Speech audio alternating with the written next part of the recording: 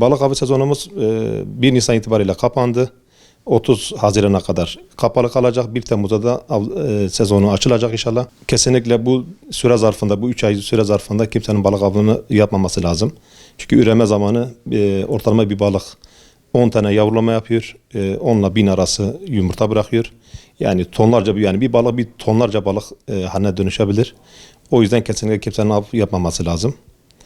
Yani halkımız buna özen gösterirse seviniriz. Kesinlikle iç suların tümünde tırıvır dediğimiz olta, serpme, ağ, dinamit, elektroşok ya da jeneratörle kesinlikle bunlar tümü zaten yasak. Sadece olta bizim iç sularda normal şartlarda sezon açıldığı zaman da sadece olta balıkçılığı serbest. Diğerleri yasak.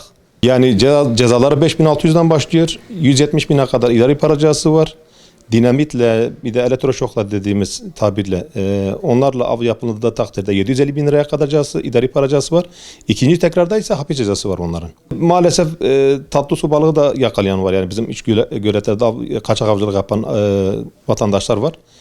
Sağda solda satıyorlar. Yani biraz daha belediyenin, zabıta ekiplerin bu denetimleri sıklaştırması lazım. Yani bunun önüne geçilebilir. Yani geleceğimiz için. Yani kesinlikle bu 3 ay süre zarfında kesinlikle balık avı yapmamalarını rica ediyoruz. Yani gelecekteki nesillerimiz için bu türün üremesi lazım, balıkların çoğalması lazım. Hepimiz içindir yani. Yani popülasyonu var. Batman'da yani şabuda balığı dediğimiz sazangiller olsun. Bu tür balıklar mevcut. Ama tabii koruma yaptığımız takdirde olur. Yumurta döneminde av yaparsak maalesef yani nesli tükenmez noktasına gelir.